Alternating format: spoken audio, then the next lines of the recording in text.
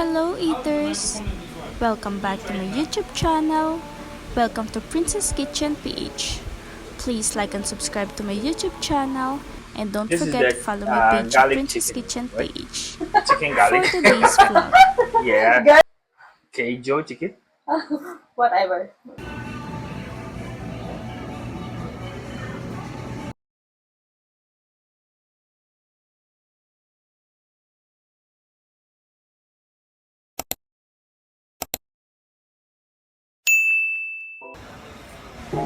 hey guys, it's me Princess. Welcome back to my channel. Today is December 25th. So I have agenda for today. We will going to buy a induction cooker and some pot. And of course, we'll do a grocery to buy some stuff for our Noche Buena this evening.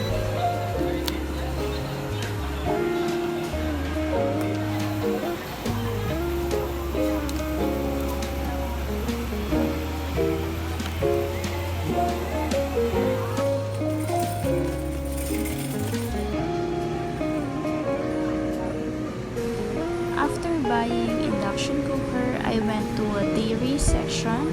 I just buy some butter and some seasoning. Because for today's video, we will do a butter garlic Cajun chicken. Because most of recipe in internet is seafood Cajun, so why not we try to do a Cajun chicken? It's more cheaper and affordable. Ako lang ba guys or kayo din, every time na pupunta kayo sa grocery, palagi talaga kayong nagtatagal sa seasoning sections. Hindi ko alam kung ako lang ba or kayo din. Tapos, lagi talaga kayong may madadampot na item na hindi nyo naman kailangan, pero bibili nyo just in case na maisipan nyong magluto. Since kakakuha ko lang ng 13-month pay, so I think I deserve to buy a new pot as treat for myself. Welcome back to another episode of What's in My Kitchen. So for today's video, we will do a butter garlic Cajun chicken. So if you want to know about it, just keep on watching. First, in a pot, heat some oil. Then, ipiprito muna natin yung ating marble potato para naman mamaya, saglit na lang natin siyang lulutuin sa ating sauce. Kapag medyo lumambot ng ating potato, pwede na natin ilagay ang ating carrots and bell pepper. Rituin lang din natin to ng mga 2 to 3 minutes dahil saglit lang naman lutuin yung ating carrots kasi malambot lang ito. Then after that, just set it aside. Using the same oil, magigisa na tayo ng minced garlic. Mas maraming bawang, mas masarap. Hayaan lang natin to mag-brown ng very light. After that, pwede na natin ilagay ang ating unsalted butter. I'm using Anchor for this recipe.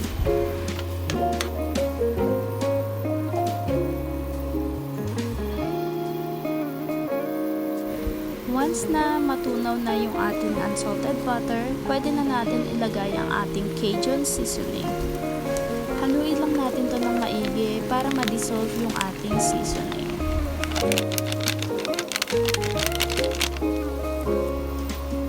Kapag na-dissolve na natin yung ating Cajun seasoning, pwede na natin ilagay ang ating chicken. So, ang ginamit kong part dito is yung quarter pot. At this point, pwede na rin natin siyang timplahan ng ating thyme, MSG, black pepper, and chicken nor cubes.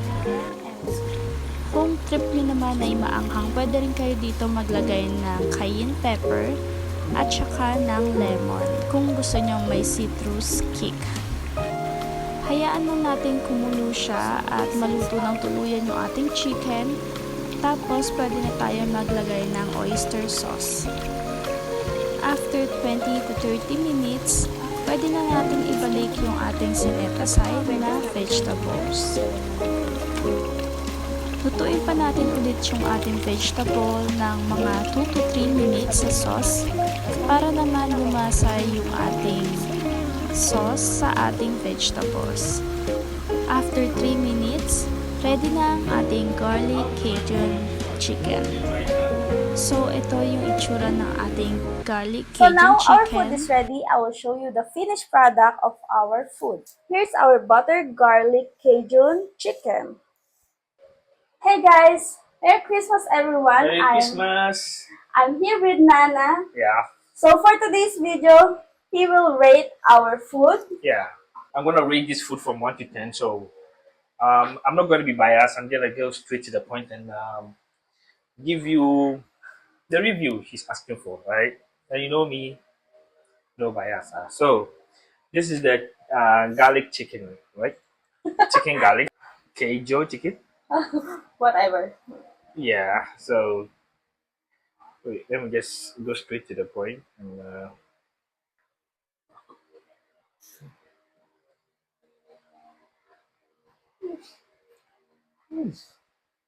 guys,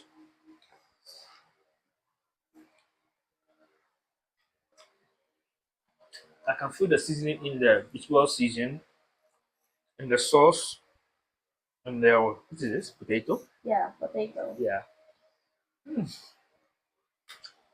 Masarap. It's good. The next is okay. Fine. Let me rate this one from 1 to 10. Um. Okay. You guess it's right. I'm gonna give it an 11. You know, an 11. It's so good. Trust me. You should give it a try. All right. So if you like this video, please like and subscribe to my YouTube channel. And don't forget to follow my page at Princess Kitchen page. Thank you so much for watching and see you in my next video. Bye!